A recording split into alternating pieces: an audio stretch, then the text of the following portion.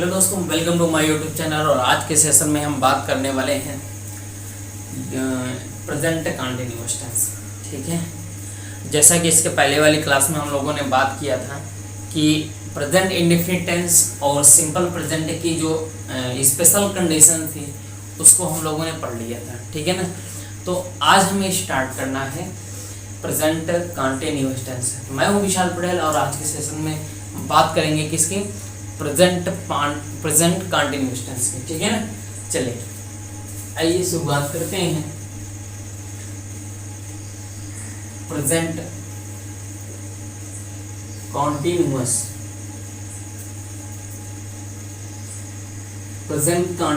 Tense. ठीक है ना, किसकी, प्रेजेंट कंटिन्यूअस टेंस की। चलो देखो, प्रेजेंट कंटिन्यूअस टेंस होता क्या है। प्रेजेंट कंटिन्यूअस टेंस होता क्या है, आइए उसको समझते हैं। प्रेजेंट कंटिन्यूअस की सबसे पहले क्या पढ़ते हैं टेंस में, सबसे पहले उसकी पहचान पढ़ते हैं। ठीक है ना, फिर उसके रूल्स पढ़ते हैं, फिर उसका स्ट्रक्चर पढ़ते हैं, फिर सेंटेंस को देखते हैं। आइए हम भी समझें पहचान क्या होती है। ठीक है ना।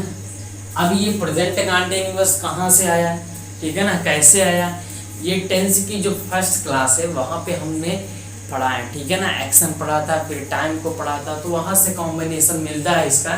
ठीक है ना।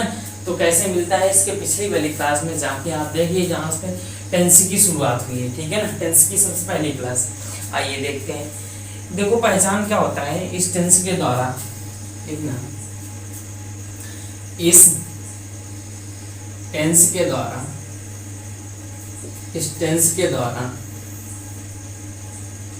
इस टेंस के द्वारा वर्तमान समय में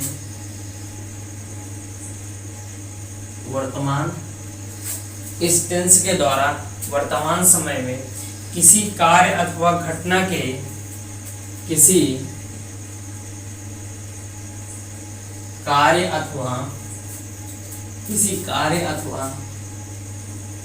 अथवा घटना के जारी रहने का, ठीक है ना, घटना के जारी रहने का भाव प्रकट होता है। घटना के जारी रहने का भाव प्रकट होता है और इसके जो अंत में होता है, ठीक है ना, ऐसे वाक्यों के हिंदी के अंत में ऐसे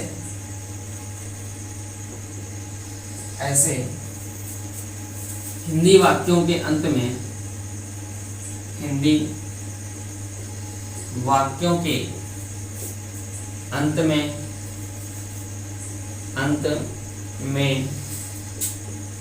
रहा है,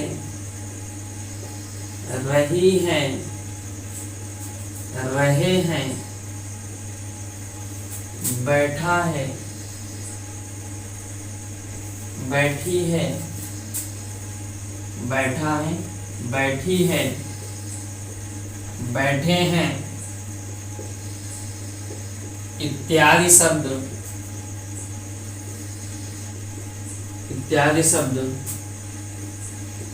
आते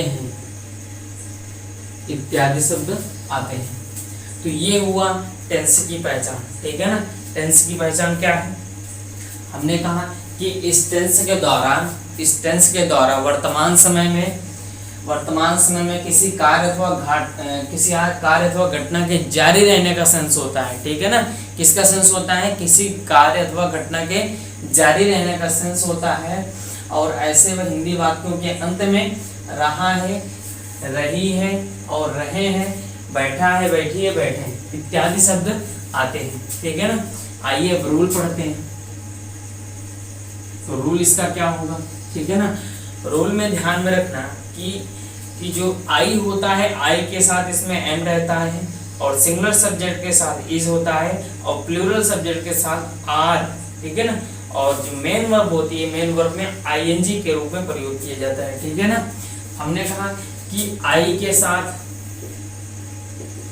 I am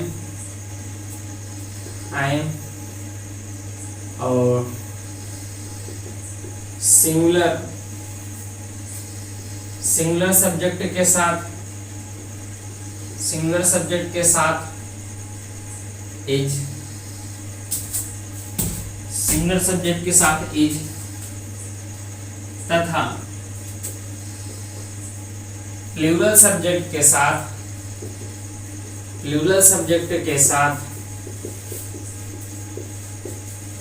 and plural subject के साथ आर एवं मुख्य क्रिया के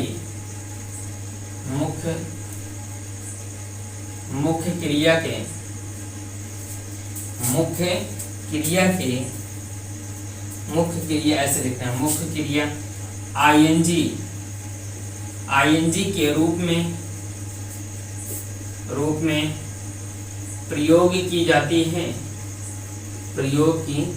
जाती है।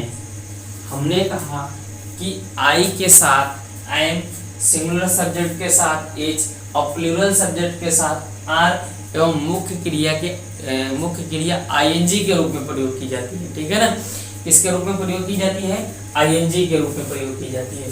फर्स्ट या सेकंड फॉर्म का यूज नहीं करेंगे, ना तो थर्ड फॉर्म का ही यूज करेंगे। यूज किसका करेंगे? आईएनजी वाला। ठीक है ना, आइए समझते हैं। इसका बेसिक स्ट्रक्चर देते हैं, सेंटेंस का स्ट्रक्चर, बेसिक स्ट्रक्चर देखते हैं सेंटेंस का। अगर सेंटेंस पॉजिटिव सेंटेंस है या बोलेंगे अफर्मेटिव है तो कैसा होगा? सबसे पहले क्या आएगा? सब्जेक्ट आएगा। ध्यान से समझना सब्जेक्ट, उसके बाद according to subject is am are plus verb की फर्स्ट फॉर्म में क्या होगा? आईएनजी, देन उसके बाद ऑब्जेक्ट होगा। ठीक है ना, फिर उसके बाद जो शब्द बचेगा, ठीक है ना, वो हो जाएगा RLW, रेस्ट आर वर्ड। ठीक है ना, ये सेंटेंस किसका होगा? अफर्मेटिव सेंटेंस का। किसका होगा? अफर्मेटिव सेंटेंस का। ठीक है ना, अगर इसका हम निगेटिव सेंटेंस बनाए तो निगेटिव क्या हो जाएगा? निगेटिव हो जाएगा subject plus is am, are के बाद क्या आ जाएगा? नॉट आ जाएगा, प्लस वर्ब की फर्स्ट फॉर्म में आईएनजी, उसके बाद ऑब्जेक्ट, फिर उसके बाद जो भी रेस्ट आर वर्ड। ठीक है ना, अगर इसका हम क्या बनाए? इंट्रोगेटिव बनाए। इंट्रोगेटिव जो क्या से प्रारंभ होने वाले सेंटेंस होते हैं, तो इज एम आर, ये पहले चला आएगा। फिर उसके बाद सब्जेक्ट होगा, क्या होगा? सब्जेक्ट होगा। फिर उसके बाद क्या होगा? वर्ब की फर्स्ट फॉर्म में आईएनजी, फिर उसके बाद ऑब्जेक्ट होगा, फिर उसके बाद जो रेस्ट आर वर्ड है वो आ जाएगा। ठीक है ना, ये हुआ किसका? इंट्रोगेटिव सेंटेंस का। अगर यहीं पे बात की जाए WH वर्ड जो स्टार्ट होता है, तो सबसे पहले क्या आएगा? WH वर्ड, उसके बाद इज एम आर, फिर उसके बाद क्या आएगा? सब्जेक्ट आएगा, फिर उसके बाद क्या आएगा? वर्ब की फर्स्ट फॉर्म में आईएनजी के रूप में, प्लस ऑब्जेक्ट, फिर प्लस जो रेस्ट आर वर्ड होगा। ठीक है ना, ये इतना आएगा। ठीक है ना, ध्यान में रखना कि जब भी बात करेगा, अगर सेंटेंस किसमें है? पॉजिटिव सेंटेंस है। जब पॉजिटिव सेंटेंस है तो हमने कहा कि सब्जेक्ट आएगा सबसे पहले, फिर इज एम आर, फिर उसके बाद वर्ब की फर्स्ट फॉर्म में आईएनजी, उसके बाद ऑब्जेक्ट, फिर रेस्ट आर वर्ड। ठीक है ना, अब यहाँ पे समझना कि सब्जेक्ट आएगा, फिर इज एम आर, फिर निगेटिव सेंटेंस होगा ये। ठीक है ना, ऐसा होगा, निगेटिव होगा। ठीक है ना, ये चीज ध्यान में रखना कि निगेटिव सेंटेंस में इज एम आर के बाद किसका प्रयोग करेंगे? नॉट का प्रयोग करेंगे, फिर उसके बाद वर्ब की फर्स्ट फॉर्म में आईएनजी। अगर इंट्रोगेटिव सेंटेंस हो, मतलब ये जो सेंटेंस होगा वो क्या से स्टार्ट होगा? किससे? क्या से स्टार्ट होगा, तो अर्थात जो क्वेश्चन वर्ड है क्या, वो पहले आए। ठीक है ना, सेंटेंस के, तो इज एम आर को पहले रखेंगे, फिर उसके बाद सब्जेक्ट, फिर उसके बाद वर्ब की फर्स्ट फॉर्म, फिर उसके बाद में आईएनजी, ऑब्जेक्ट। ठीक है ना, अगर WH वर्ड कोई प्रश्नवाचक शब्द होता है जो सेंटेंस के बीच में आता है, किसके? सेंटेंस के बीच में आता है तो कैसे हम स्टार्ट करेंगे, उस शब्द को पहले लिखेंगे, फिर उसके बाद इजेमार को लगाएंगे, फिर उसके बाद जो सब्जेक्ट होगा हमारा सब्जेक्ट को रखेंगे, फिर उसके बाद वर्ब के फर्स्ट फॉर्म में आईएनजी का प्रयोग करेंगे, फिर उसके बाद ऑब्जेक्ट। अगर यहीं पे निगेटिव सेंटेंस दे देता है तो यहीं पे सब्जेक्ट के बाद, हमने इसके पहले वाले भी क्लास में बताया था कि जो नॉट की पोजीशन होती है हमेशा ध्यान में रखना कि सब्जेक्ट के बाद होता है, ठीक है ना, कब होता है, सब्जेक्ट के बाद। तो ये सब्जेक्ट के बाद पहले नॉट नहीं जाएगा, तो नॉट कहाँ पे रहेगा, सब्जेक्ट और मेन वर्ब के बीच में, ठीक है ना। आइए सेंटेंस को समझते हैं, ठीक है, सेंटेंस चलिए मिटा दिए जाए और सेंटेंस को समझते हैं, ठीक है ना। आई होप जो भी कंफ्यूजन है या कहीं पे गलती होती है तो आप प्लीज कमेंट बॉक्स में कमेंट दें, या आपको क्लास कैसी लग रही है वो भी आप कमेंट बॉक्स में कर सकते हैं, ठीक है ना, लिख सकते हैं, अपना फीडबैक दे सकते हैं, ताकि नेक्स्ट क्लास में जो भी गलतियां हम उसको सही करने का प्रयास करें, तो नेक्स्ट क्लास में ना होने पाए, ठीक है ना। चलो, चाहे जिस तरीके की प्रॉब्लम हो, टेक्निकल प्रॉब्लम कुछ भी हो सकता है, ठीक है ना। आइए एग्जांपल देखते हैं, ठीक है ना। एग्जांपल क्या होगा, जैसे अगर हम बात करें प्रतियोगी छात्र प्रतिवर्ष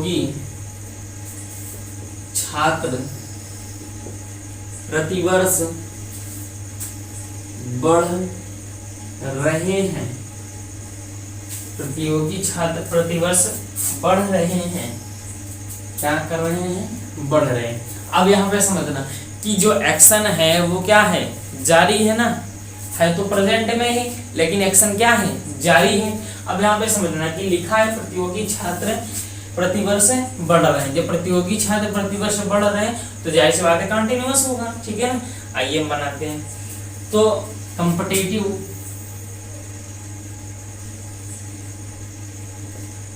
छात्र या एस्पायरेंट्स लिख सकते हैं या स्टूडेंट्स लिख सकते हैं, जो आपकी मर्जी हो, ठीक है ना।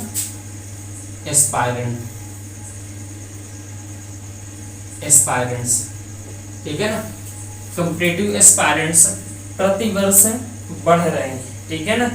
आर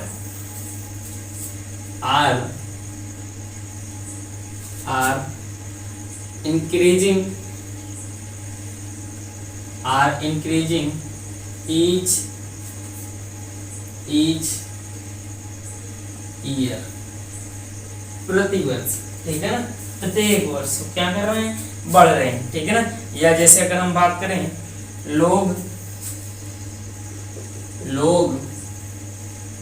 धीरे धीरे जागरूक हो रहे हैं, लोग धीरे धीरे जागरूक हो रहे हैं, तो क्या हो जाएगा, पीपल।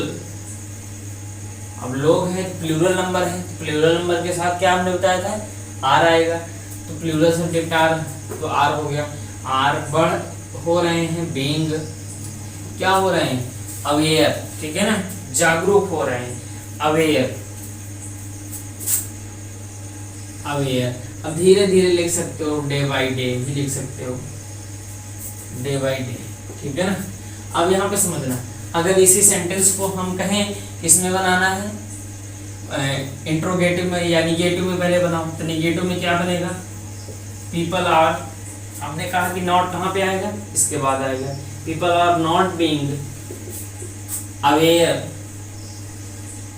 डे बाई डे, ठीक है ना। अगर इसी का इंट्रोगेटिव बनाना हो, तो इंट्रोगेटिव बनाने में हमने कहा कि जो हेल्पिंग वर्ब होती है वो कहाँ पे चली जाती है, सब्जेक्ट के पहले, तो क्या हो जाएगा, are people being aware day by day, ठीक है ना, तो ये हो जाएगा। अगर इसी का हम कहें WH वर्ड से बनाना है, किससे बनाना है, WH वर्ड से, तो WH वर्ड कोई भी लगा लो, ठीक है ना, लिख दो, भाई are people being aware day by day, ठीक है ना। और अंत में क्वेश्चन मार्क जरूर लगाना होगा। अब यहाँ पे समझना कि हमने लिखा है वाई, ठीक है ना, मतलब क्या हुआ कि लोग धीरे धीरे जागरूक क्यों हो रहे हैं, लोग धीरे धीरे जागरूक क्यों हो रहे हैं। क्यों क्या है, प्रश्नवाचक क्वेश्चन वर्ड है जो कहाँ पे आएगा, सेंटेंस में सबसे पहले रखेंगे उसको, फिर उसके बाद हेल्पिंग वर्ब, फिर उसके बाद पीपल, फिर उसके बाद being aware day by day, ठीक है। तो आई होप आपको समझ में आया होगा, ठीक है ना। अगर इसी का क्या बोले, अगर हम कहें कि इंट्रोगेटिव प्लस नेगेटिव हो जाए तो हम इंट्रोगेटिव प्लस नेगेटिव किस तरीके से बनाएंगे, WHY आर पीपल, ये सब्जेक्ट है। हमने कहा सब्जेक्ट के बाद हमेशा नॉट आता है, ठीक है ना, पहले नहीं आएगा, तो कहाँ रखेंगे, यहाँ पे नॉट हो जाएगा। उसके बाद being aware day by day,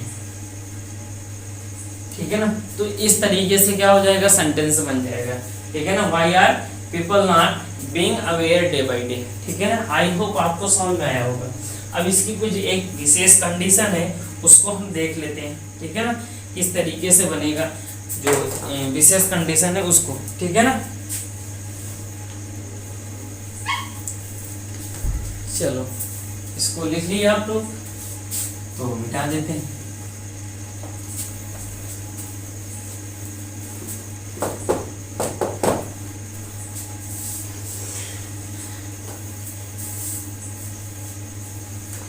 अब क्या पढ़ना है, इंपॉर्टेंट जो स्पेशल कंडीशन है उसको पढ़ना है, ठीक है ना। स्पेशल कंडीशन,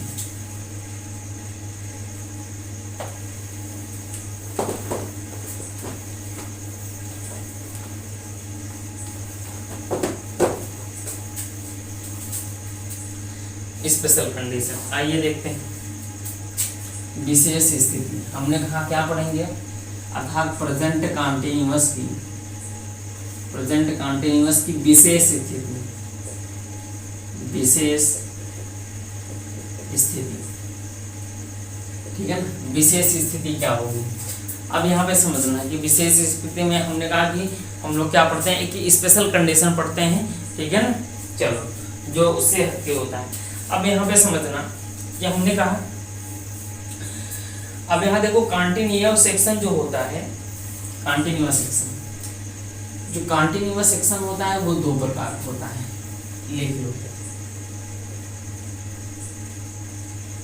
कॉन्टिन्यूअस सेक्शन जो होता है उसको दो भागों में बांटा जाता है। एक को बोलते हैं एक्शन ऑफ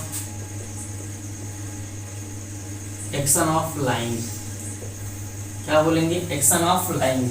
और दूसरा जो होता है वो एक्शन ऑफ डूइंग, क्या होगा, एक्शन ऑफ डूइंग। पहला क्या हमने बताया कि एक्शन ऑफ लाइन, और दूसरा क्या होगा, एक्शन ऑफ डूइंग, ठीक है ना।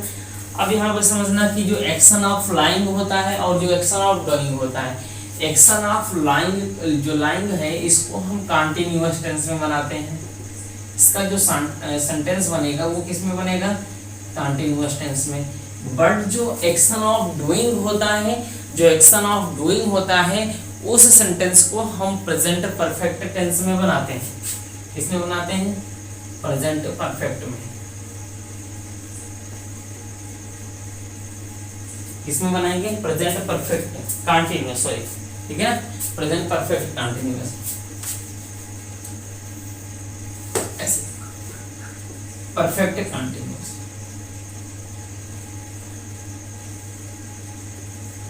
परफेक्ट कंटीन्यूअस, ठीक है। किसमें बनाएंगे, परफेक्ट कंटीन्यूअस में।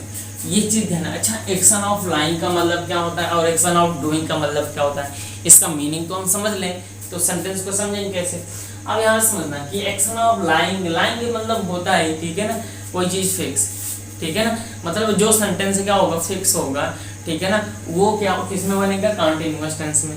अब जिस सेंटेंस में क्या होगा, कार्य हो रहा होगा, ठीक है ना, जिस सेंटेंस में अर्थात एक्शन ऑफ डूइंग जिसमें कार्य हो रहा होगा उस सेंटेंस को हम किससे बनाएंगे, परफेक्ट कंटीन्यूअस से, ठीक है ना। किससे बनाएंगे, परफेक्ट कंटीन्यूअस से। ये चीज ध्यान में रखना कि ये जो सेंटेंस होगा ये फिक्स होगा, इसमें कोई कार्य नहीं होगा, ठीक है ना। और ये जो एक्शन ऑफ डूइंग होगा इसमें कार्य हो रहा होगा जिस प्रश्न की बात करेगा। आइए समझते हैं एग्जांपल के माध्यम से तो समझ आ जाएगा, ठीक है ना। इसमें एक पॉइंट लिख लेना, हमने कहा कि हर विशेष स्थिति में हम क्या लिखवाते हैं, रिमार्क अपॉन, ठीक है ना। चलो देखो, जब कंटीन्यूअस टेंस में कोई प्रश्न किया जाता है, जब कंटीन्यूअस टेंस में कोई कंटीन्यूअस टेंस में कोई प्रश्न किया जाता है, हमने कहा कि जब कंटीन्यूअस में कोई प्रश्न किया जाता है,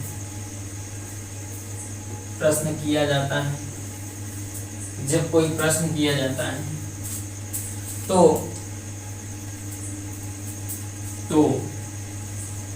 एक्शन ऑफ लाइंग को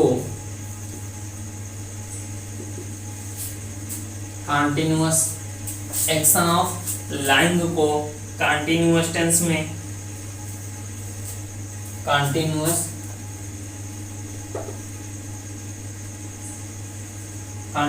टेंस में एवं एक्शन ऑफ डूइंग को,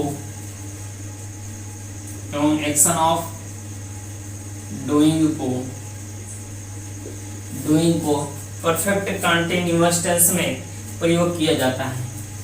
परफेक्ट कंटीन्यूअस में प्रयोग किया जाता है, ठीक है ना।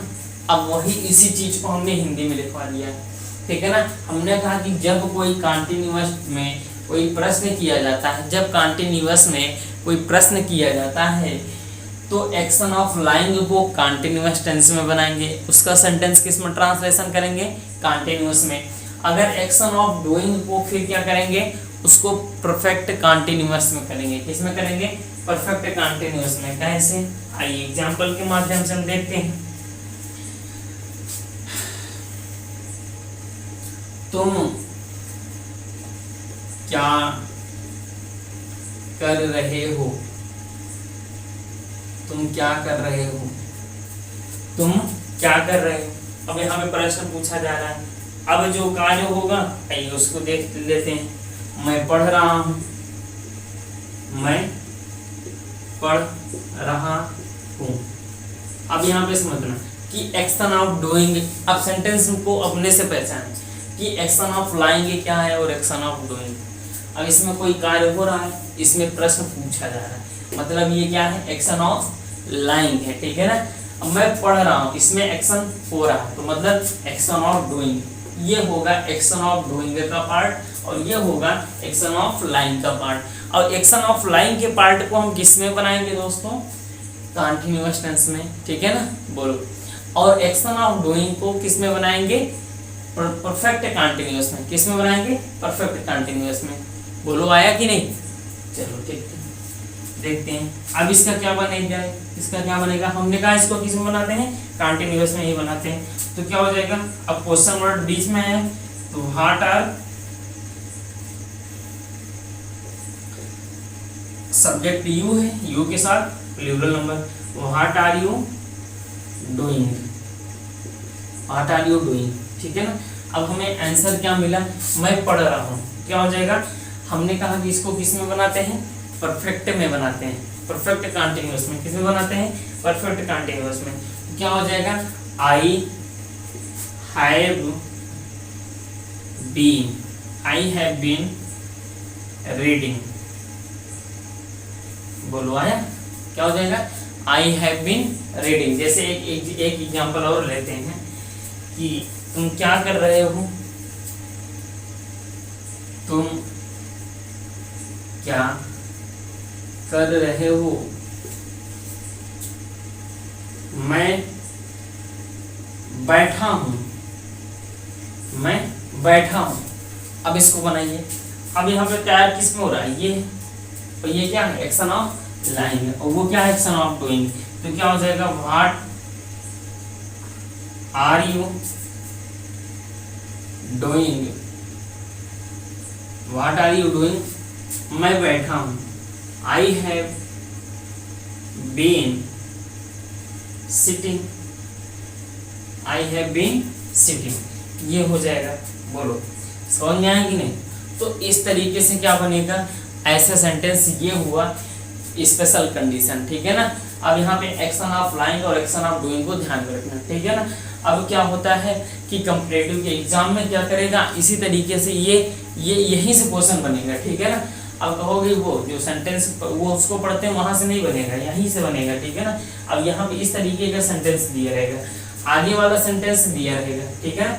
जब आगे वाला सेंटेंस दिया रहेगा, अब उसको या तो बना सकता है कंटिन्यूअस में ही रख सकता है, ठीक है ना, या तो प्रेजेंट में रख सकता है। तो आपको ये पता होना चाहिए जब भी क्या होगा कंटिन्यूअस एक्शन में होता है तो दो एक क्या होता है, एक्शन ऑफ फ्लाइंग और एक्शन ऑफ डूइंग, ठीक है ना।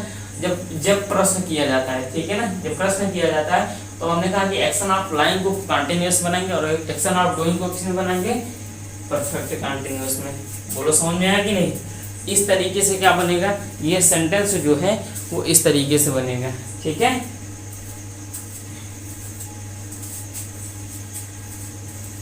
चलिए ठीक है ना। अब यहाँ पे समझना, अब हमको क्या पढ़ना है, अब हमें पढ़ना है प्रेजेंट परफेक्ट टेंस, ठीक है ना। चलिए हम मिलते हैं नेक्स्ट वीडियो में, ठीक है ना। अब इसको नेक्स्ट वीडियो में कवर करेंगे, आज बस इतना, ठीक है ना। आई होप आपको ये समझ में आया होगा। तो प्लीज़ अगर आपने मेरे चैनल को अभी तक सब्सक्राइब नहीं किया तो प्लीज़ चैनल को सब्सक्राइब करें, लाइक करें और शेयर करें, ठीक है ना। प्लीज़ आपसे निवेदन है, ठीक है ना। तो मिलते हैं नेक्स्ट वीडियो में। See have a good day, bye bye, take care.